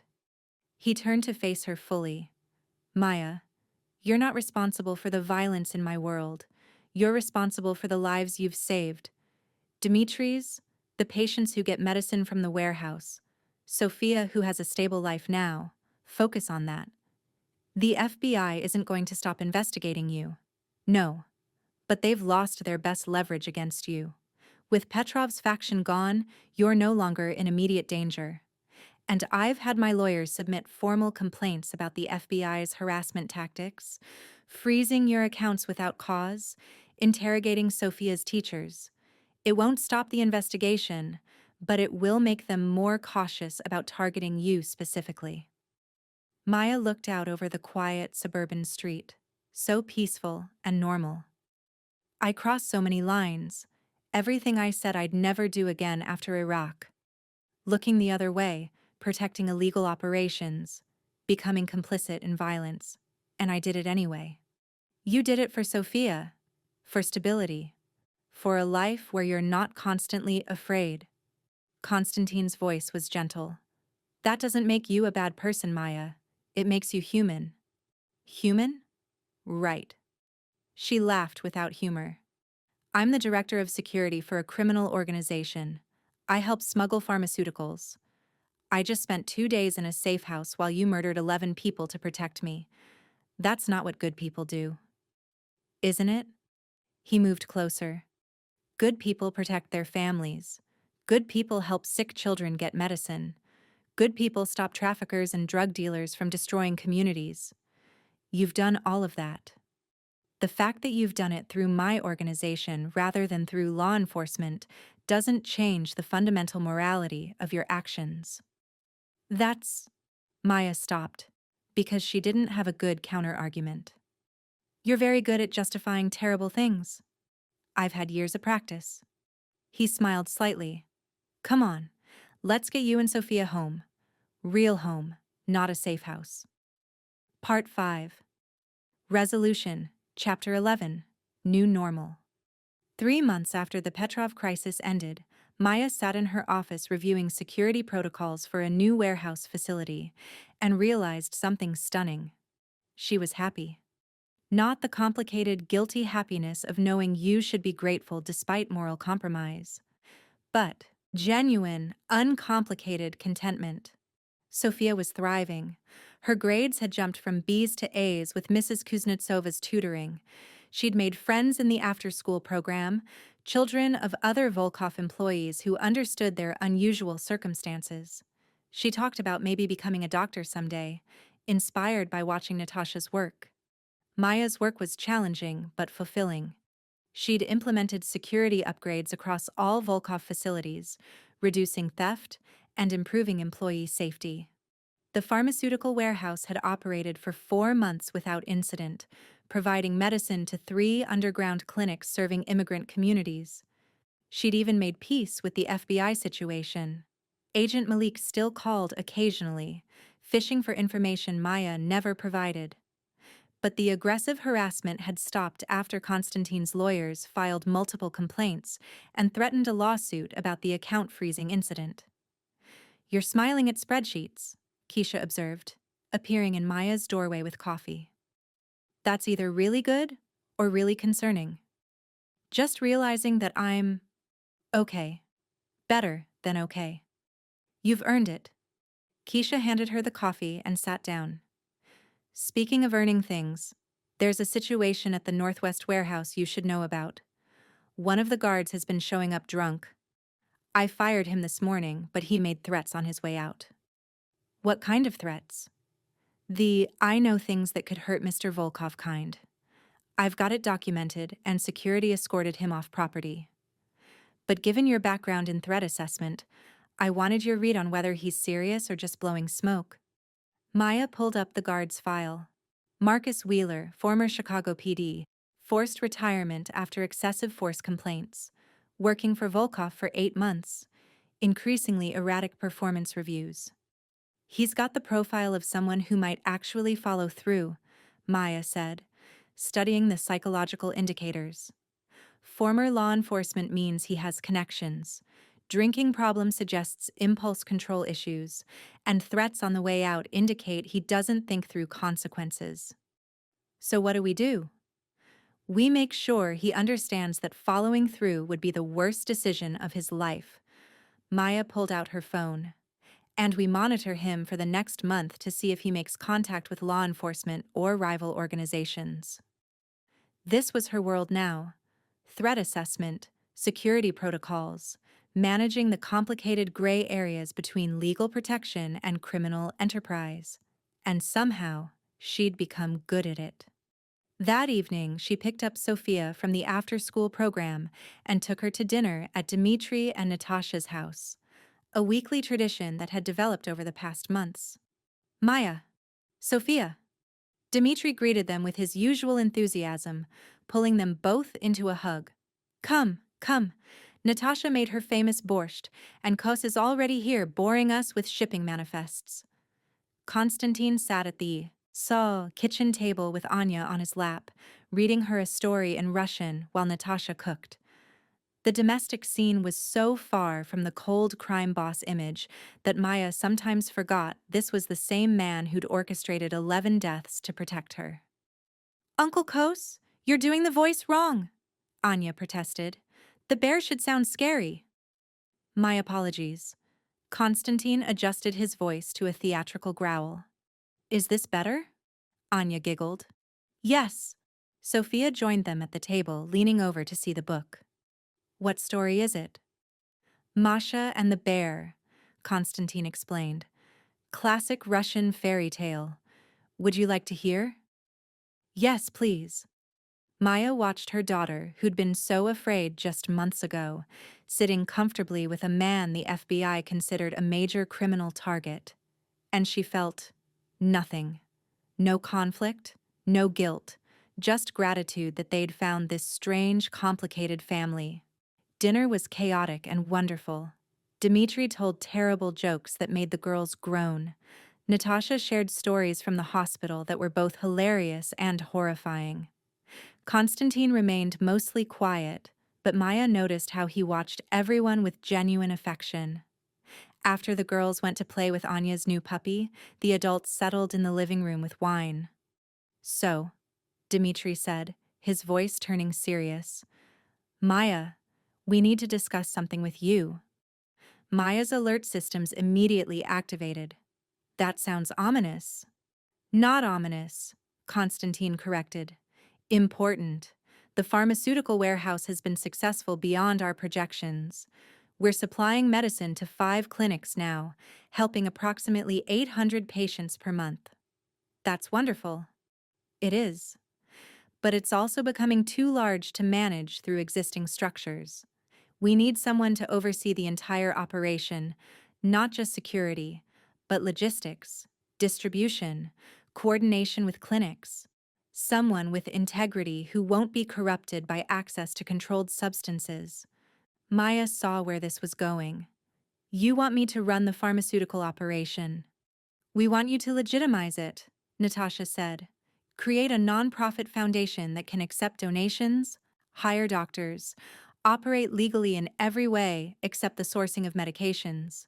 The illegal part becomes a much smaller percentage of a much larger operation." "That's brilliant," Maya said slowly.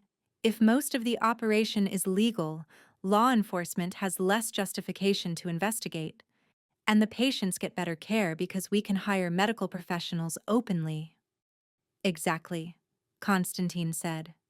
"You'd remain director of security for Volkov Logistics, but you'd also serve as executive director of the foundation. We've already established the corporate structure and seeded it with funding. We just need the right person to run it." Maya looked at each of them. Dmitri enthusiastic, Natasha hopeful, Konstantin calculating but sincere. "This is asking me to go even deeper into your world." "Yes," Konstantin acknowledged, "but it's also giving you the chance to build something genuinely good. Something that helps people without requiring them to operate in shadows. You'd be creating legitimate healthcare infrastructure for communities the system has abandoned." "And if the FBI investigates? If they figure out some of the medications are sourced illegally?" "Then you have plausible deniability. You're running a nonprofit healthcare foundation. You trust your suppliers to handle procurement legally. If illegal pharmaceuticals enter the system, that's on the supply chain, not you." "That's thin protection." "It's realistic protection," Natasha countered. "Maya, I'm a doctor. I took an oath to do no harm. But I've watched patients die because they couldn't afford medications that cost pennies to produce but sell for hundreds of dollars. What you're doing, what we're all doing, is more ethical than the legal system that lets people die for profit." Maya thought about the patients she'd seen during her visits to the warehouse. The mother with the diabetic child who cried when she got insulin at a price she could afford. The elderly man with cancer who'd been rationed chemotherapy by his insurance company. The asthmatic teenager whose family couldn't afford an inhaler without choosing between medicine and rent. "I'll do it," she said. "On one condition. I get full authority to make the legal operations as comprehensive as possible. If we're going to build legitimate healthcare infrastructure, we do it right." "Done," Konstantin said immediately. "We'll announce it next week." Chapter 12. 6 months later. The Torres Foundation for Community Healthcare opened its first full-service clinic in Pilsen on a warm May evening. Maya stood at the ribbon-cutting ceremony, surrounded by community members, local politicians, and reporters covering the event. This clinic represents a partnership between the Torres Foundation, several generous donors including Volkov Logistics International, and the incredible Pilsen community. Maya said to the assembled crowd, "We're providing primary care, chronic disease management, and medication assistance to anyone who needs it, regardless of immigration status or ability to pay." The applause was genuine. The clinic was beautiful. Modern, clean, staffed with competent professionals, including 2 doctors Natasha had recruited from her hospital network. The illegal pharmaceutical pipeline that supplied some of their medications was invisible, wrapped in layers of legitimate supply chains and nonprofit operations. The FBI would have to dig through mountains of paperwork to find evidence of wrongdoing, and even then, they'd struggle to prove criminal intent. Maya had become very good at building protective structures. After the ceremony, she found Konstantin on the clinic's back patio, looking out over the neighborhood. "You did this," he said simply. "We did this," Maya corrected. "You provided the funding and infrastructure. I just organized it." "No. You transformed it from a criminal operation into something that might actually change lives without destroying them." He turned to face her. "I'm proud of you, Maya." The words hit harder than she expected. "Thank you. I need to tell you something." His voice was serious. "The FBI investigation is intensifying. They've subpoenaed records from several of our facilities. They're building a case, and eventually, they might have enough evidence to move forward with charges." Maya's stomach tightened. "Against you?" "Against the organization, which could include you if they find connections between the Torres Foundation and the pharmaceutical sourcing. I want you to be prepared." "I thought we built plausible deniability." "We built good plausible deniability. But nothing is perfect, and determined prosecutors can create narratives from circumstantial evidence." He paused. "I'm telling you this because you have a choice. You can step back now, distance yourself from the Foundation before any investigation gets serious. I'll make sure you and Sophia are protected financially, and you can walk away clean. Or you stay, continue building the clinics, and accept the risk that comes with it." Maya looked back through the clinic windows at families waiting to be seen, at children who would get health care they'd never had access to before, at the elderly volunteers from the community who'd shown up to help register patients. "I'm staying," she said. "I'm not running from this." Konstantin smiled, a real, genuine smile that transformed his face. "I hoped you'd say that. But I have conditions." "Name them." "If the FBI comes after me, you don't interfere. No bribing prosecutors, no intimidating witnesses, no criminal action to protect me. I won't be responsible for anyone else getting hurt on my behalf." "Maya." "I'm serious, Konstantin. I crossed lines to get here, and I accept that. But I won't let you compound those choices with more violence. If I face legal consequences, I face them. Promise me." He was quiet for a long moment. "I can't promise I won't use legal means to defend you. Lawyers, appeals, public pressure. But I'll promise no illegal intervention. No violence." "Thank you. There's something else I need to tell you." His voice changed, became less formal. "Over the past months, you've become essential. Not just to my organization, but to me personally. And I need you to know that before circumstances become more complicated." Maya's heart rate accelerated. "Konstantin." "I'm not asking for anything.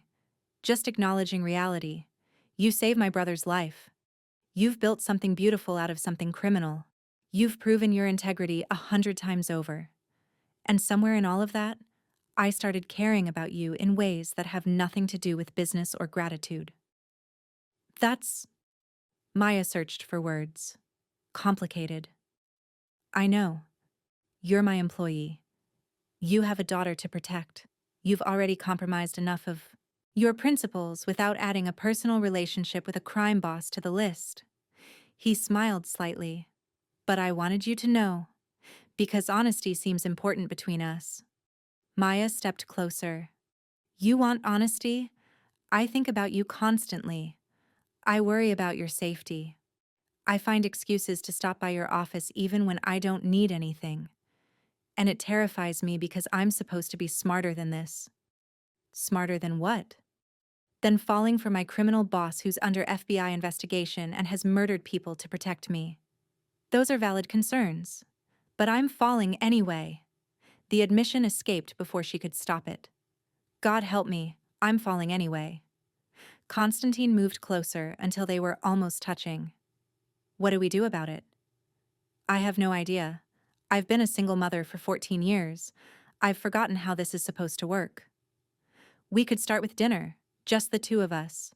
No business, no security details, no complicated obligations, just two people who enjoy each other's company. That sounds suspiciously like a date. It would be a date. His voice was gentle. If you're willing.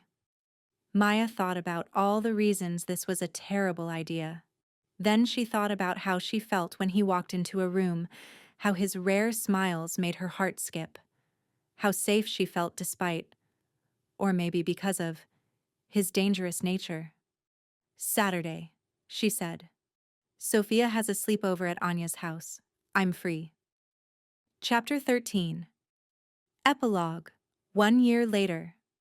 The FBI raid came on a Tuesday morning in October, exactly 1 year after Maya had first warned Konstantin about his brother. 12 agents with a search warrant descended on the 95th Street warehouse while Maya watched from her office on live security feeds. She'd known it was coming. Their legal team had gotten advance warning through law enforcement contacts, and she'd made sure everything they'd find was either completely legal or sufficiently disguised that criminal charges would be nearly impossible to prove. Agent Malik led the team personally. Maya watched her on camera, recognizing the determined expression of someone who'd spent months building a case and was certain she'd finally found the smoking gun. She wouldn't find it. The pharmaceutical sourcing had been compartmentalized so thoroughly that no single piece of evidence could prove illegal activity. The Foundation's operations were impeccably legal, and the security protocols Maya had implemented made sure that damaging information existed nowhere the FBI could access it. By evening, the raid was over. The agents had seized computers and documents that would show nothing but legitimate business operations. Konstantin's lawyers were already filing complaints about harassment and improper search procedures. Maya sat in Konstantin's home office, exhausted but relieved, while he poured them both bourbon. "They'll be back," he said. "This won't be the last time." "I know, but we're prepared. Because of you." He handed her a wushui, glass. "Your security structures are the only reason that raid didn't result in arrests today. I learned from the best: military training, criminal psychology education, and stubborn refusal to let bastards win." Konstantin laughed. "I love that about you." The words hung in the air. He'd said similar things before, affectionate comments about her competence or personality. But this felt different, more significant. "You love that about me?" Maya repeated quietly. "I love everything about you." His gray eyes were completely serious. "Your integrity despite impossible circumstances, your fierce protection of Sophia, your ability to build something good out of morally gray situations, the way you challenge me when I'm wrong. All of it." Maya set down her glass. "Konstantin, I know the timing is terrible. FBI investigation, your daughter, my business. But I need you to know." He moved closer. "I love you, Maya Torres. Completely, inconveniently, without reservation. That's the worst confession of love I've ever heard. Probably. I'm better at calculated violence than romantic declarations." Maya stood and closed the distance between them. "For the record, I love you too. Despite your terrible timing and concerning profession, and the fact that you're technically my boss, which creates all kinds of HR violations. We don't really have an HR department. Probably for the best." He kissed her, gentle at first, then deeper as she responded. When they finally separated, both were breathless. "So what now?" Maya asked. "Now we figure out how to build a life together while managing FBI investigations, running semi-criminal operations, and raising a teenager who's smarter than both of us combined." That sounds complicated. Everything about us is complicated. Konstantin smiled. But I wouldn't have it any other way. 6 months later, Maya and Konstantin were married in a small ceremony at his home in Evanston. Dmitri officiated. He'd gotten ordained online specifically for the occasion. Natasha and Mrs. Kuznetsova cried. Anya and Sophia served as flower girls and complained loudly about having to wear dresses. The Torres Foundation had opened 3 more clinics serving over 2,000 patients. The pharmaceutical operation continued running smoothly beneath layers of legitimate nonprofit structure. The FBI investigation had stalled for lack of evidence, and Maya, former Army sergeant, dishonorable discharge, single mother, had somehow built a life that included marriage to a crime boss, executive director of a healthcare foundation, and security director for a shipping empire. It wasn't the life she'd planned, but it was the life she'd chosen, piece by piece, compromise by compromise, until she'd built something that felt like home. Sophia gave a toast at the reception that made everyone laugh and cry. My mom taught me that doing the right thing doesn't always mean following the rules, she said, raising her glass of sparkling cider. Sometimes it means breaking them for the right reasons. She saved someone's life a year ago, and it changed everything. And I think she'd do it again. Because that's who she is. Someone who sees people who need help and helps them, consequences be damned. Maya caught Konstantin's eye across the room. He smiled, that rare, genuine smile that she'd learned meant he was truly happy. To doing the right thing, Sophia concluded, even when it's complicated. To doing the right thing, everyone echoed. And Maya thought about that night a year ago, when she'd seen a man bleeding in a basement and made a choice. To warn someone she didn't know, to risk everything for a stranger, to step into a world that would transform her life completely. She'd lost her innocence but gained a family, lost her moral certainty but gained purpose, lost her simple life but gained one worth living. Not a perfect ending, but a real one. 3 years later, final scene. Maya sat in her office at the 4th Torres Foundation Clinic, reviewing applications for a new pediatric program when her phone buzzed with a news alert. FBI announces major organized crime arrests. Her heart stopped. She clicked the article with trembling fingers. But it wasn't Konstantin. It wasn't any of his people. It was the remnants of the Bratva organization, the Russian mob faction that had existed parallel to Konstantin's operations. 47 arrests on charges of human trafficking, drug distribution, and racketeering. Years of investigation finally bearing fruit. Her phone rang. Konstantin. Did you see? She asked. I saw. The FBI finally got their major case. Just not the one they were expecting. Think they'll leave us alone now? For a while. They'll need to process this case, testify in trials. That's 2 to 3 years of work. He paused. We have time, Maya. Time to expand the clinics, strengthen our operations, maybe even start transitioning more of the business to legitimate enterprises. You'd do that? Go completely legal? Eventually. Dmitri's been pushing for it. Says he wants to retire as a legitimate businessman, so Anya doesn't grow up with a criminal father. Konstantin's voice softened. And I want Sophia to be proud of what her stepfather does. She's already proud of you. She tells everyone you're a businessman who helps people. She's diplomatic, like her mother. Maya smiled. When will you be home? 6 o'clock. Dmitri wants to do family dinner. Apparently Mrs. K is making something special. It's always something special with her. True. I love you, Maya. I love you too.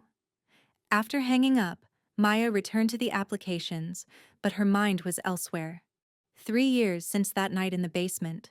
3 years since she'd written a warning on a piece of paper and changed everything. She'd saved a life and gained a family, built clinics that served thousands, created legitimate opportunities out of criminal enterprises, fallen in love with a man who was both. dangerous and decent in equal measure. Not the story she'd expected when she took a cleaning job at the Sentinel Tower, but it was her story. Complicated, morally gray, and absolutely worth every difficult choice.